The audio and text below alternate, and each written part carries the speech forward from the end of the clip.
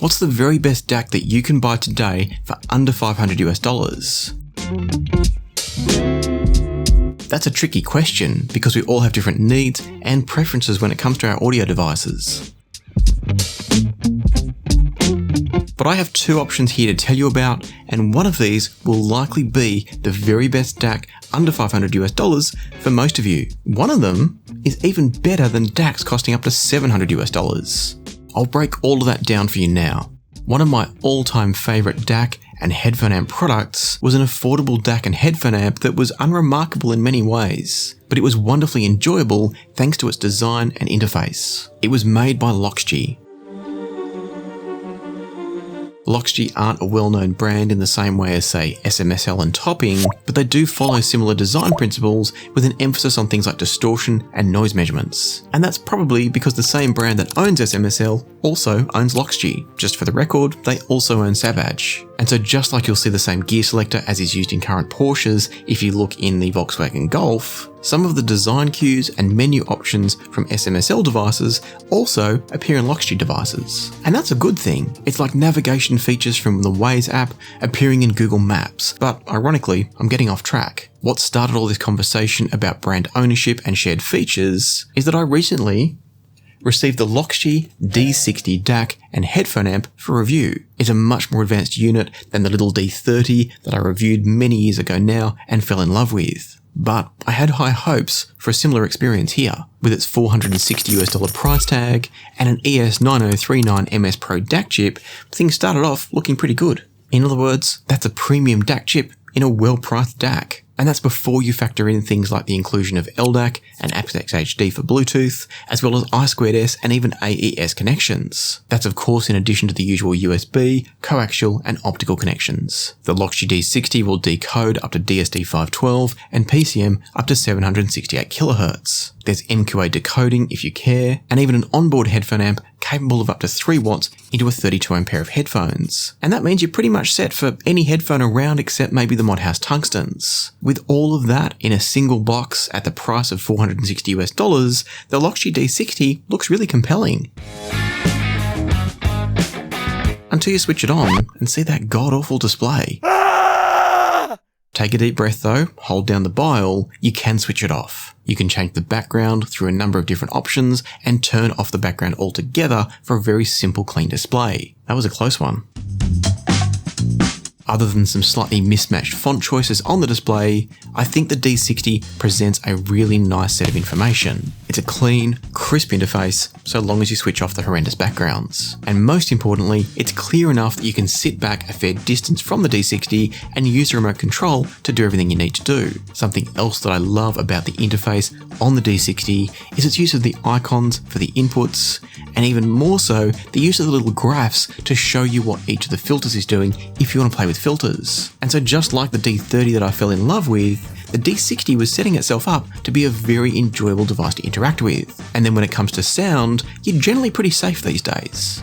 When we talk about modern DACs and modern headphone amps, they almost all sound good. You can pretty safely plug into almost anything like the D60 and expect to have a good sonic experience. And I think as a single box solution, the D60 is true for that as well. The onboard headphone amp has a nice touch of warmth or smoothness depending on how you want to define it, and it helps to balance the clean, crisp sound coming from the DAC chip to deliver an end result that's enjoyable, detailed, and easy to listen to. And that's true from any of the 3 headphone outputs, 4-pin XLR, 4.4mm balanced, and 6.3mm single-ended. And so yes, what I'm saying here is that the 6.3mm single-ended output sounds just as good as the 2 balanced ones. And that's great. It means you don't need to sweat it if you've got a headphone that only has 6.3mm or 3.5mm connectors. You're going to get just as good sound out of the D60. Just plug in whatever you have and enjoy it. But before we get too carried away about the D60, I told you that we've got 2 options to talk about today.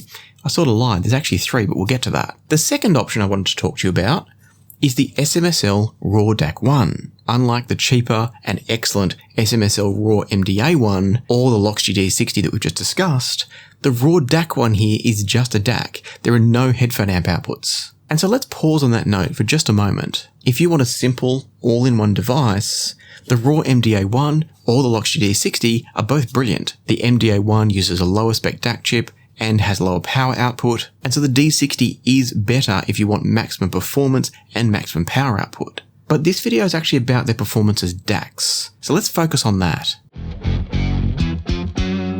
The SMSL RAW-DAC1 that I just showed you a moment ago is a $500 device. It offers very similar specs to the D60 in many ways, but it uses a different DAC chip. The DAC1 uses AKM's dual DAC design of the AK4191 and AK4499 chips. That's a combo that I've heard in a number of other devices and always enjoyed tremendously. Much like the Loxjie D60, the RAW-DAC1 also offers I2S and also aptX HD and LDAC. What the RAW-DAC1 doesn't offer, if you care, is AES. Instead of that, you get 2 coaxial and 2 optical inputs. One final thing worth noting is that the RAW-DAC1 only gives you USB-C, there's no USB-B connection. The D60 is the opposite with only USB-B and no USB-C. Beyond that though, both of these DACs have very similar features, functions, and menu options. There are a few differences, but they're pretty subtle. And so, most of you will separate these two and choose between these two based on how they sound. So let's talk about that. After trying out the solid but not inspiring headphone outputs of the Loxjie D60, I connected its XLR outputs to the fully upgraded Burst & Soloist Voyager headphone amp with the Fusion Core power supply. In other words, about as good of a headphone amp as anybody is likely to pair with these DACs. I've also used these DACs with the Adam Audio active monitors that I'm currently reviewing, so everything I'm talking about here is true for both speakers and headphones. And if you want to know more about the Adam Audio monitors, be sure to subscribe. Thankfully, the performance of the D60's DAC scales up quite significantly when connected to a great pair of speakers or connected to a great headphone amp. The onboard headphone amp is fine, but think of it more as a convenience device rather than something that's going to get the absolute most out of the DAC stage. With the Voyager connected, I could immediately hear more space and separation in the sound from the D60's DAC. This was more like what I expected.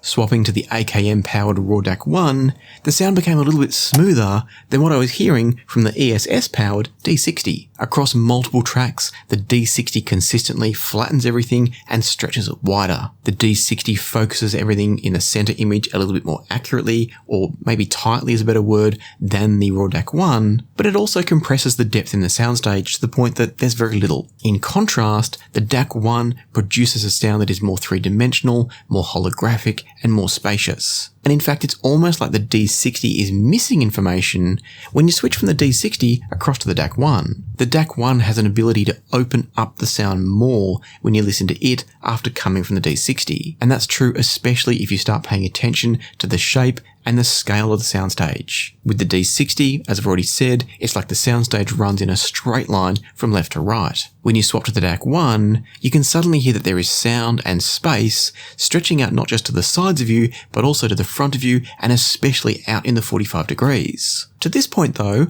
all of my testing had been with USB cables, and many of you will know that sometimes the sound of a device can improve significantly when used with I2S. Unfortunately, with no fixed standards for I2S connections, I had a bit of trouble connecting up the Singza SU6 DDC digital to digital converter with the SMSL RAW-DAC1 via I2S. And so I had to continue using the RAW-DAC1 with the USB input, but I was able to swap the Loxjie D60 over and use it with I2S. And so still comparing the D60, but now using I2S, which was a slight improvement over USB, comparing that with the RAW-DAC1 via USB, the RAW-DAC1 was still better.